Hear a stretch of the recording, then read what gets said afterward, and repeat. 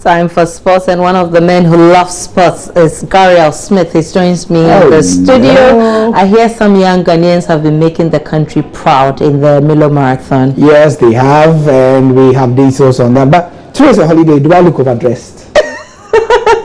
You don't. Not at all. You're okay. You're cool. Should I have worn a kaba and sleeves? This is the same African Gary that I know. Right. So cool. Okay. All right. It's a holiday, but still we have to work. You know. So let's see what's coming up. Right. Thank you very much, and thank you for joining us. We hope you've had a good holiday. It's been normal work for us from morning, but it's all right. Yakubu Malik and Elizabeth Azuri. Now, these two have been working harder than I have, I tell you, in the Accra Milo Marathon. It started as early. They got there as early as 4 a.m. this morning at the start, and in the 2016 edition, they came up tops. Several thousands of people took part in the events, which saw them going through the principal streets of Accra, as reported by Asari Bidiako. Over 9,000 athletes from the 10 regions of Ghana competed in the 29th edition of the Accra Milo Marathon, which took place on Tuesday, September 21. The athletes took part in the 42.2-kilometer event as well as the 5-kilometer fun race. Yakubu Malik came first in the men's category. He ran a time of 2 hours, 22 minutes, 46 seconds. Mohamed Kasim was the runner-up. Joseph Nyandao secured the third spot. Defending champion Lagle Raja finished fourth. In the women's category, Elizabeth Azuri came first. Saka Laribas finished second, and Elizabeth Bosho placed third. Funmi Oseneye is Nestle Ghana's business manager for beverages, and she's already looking forward to next year's Accra Milo Marathon. It's really going to be about the 3B: bigger, bolder, and better. We're having the 30th edition next year, so I can assure you that both in the fun run, which is the 5-kilometer and the 42-kilometer, it's really going to be bigger than this. So watch out for next year. It's going to be bigger and better than this year. For nearly 3 decades, the Accra Milo Marathon has been organized every year. Big shouts of congrats to everybody who took part in the fun run and also those who won. Now, it's been 10 years since one of the more progressive football academies came to Ghana. It's Aspire Academy, and they are celebrating that number of years in Ghana. Nimante Vanapo is the sports minister, and he was there to grace the occasion. I want to see a system whereby Aspire 10 years from now will become almost like a religion in this country, where every child will want to dream to be part of the system. Well, it's not just about football, it's also about molding the person to become a disciplined sportsman. The environment makes it possible for you not only to be developed by talent, but also your conscience, psychology, and mental physique is also developed. And the little that I've read about that institute speaks volumes of what they can do with sportsmen.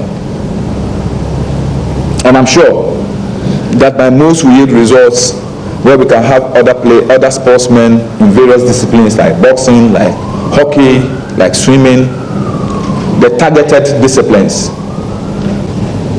And I thank Captain Ambisan. I've had 1 or 2 meetings with him, exploring opportunities whereby we can further enhance our collaboration with the Aspire Academy, not only in the area of football, but in the area of other sporting disciplines.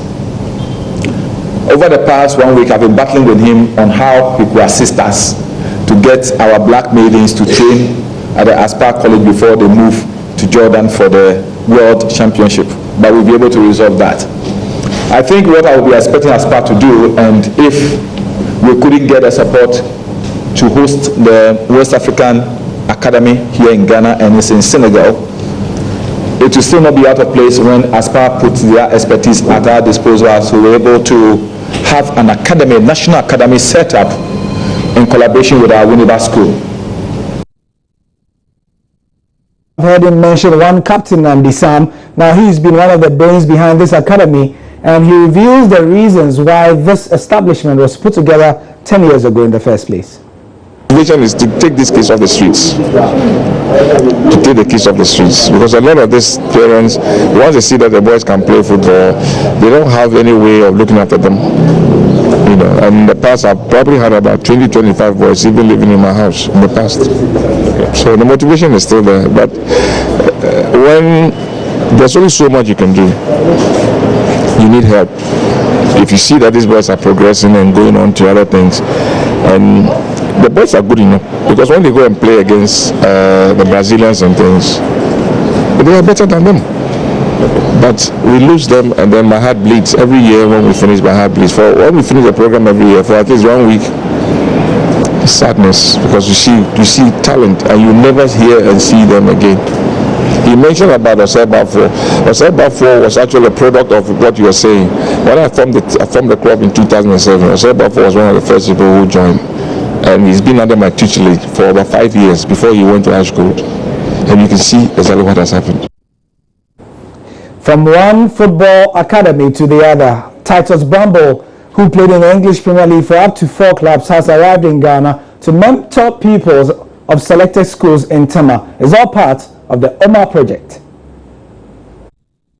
Invited by OMA Group, they've got a partnership with Ipswich Town to come over and do some coaching for the future stars. Obviously, I come away from home, so whatever I do here, I'm representing Ipswich Town first and foremost.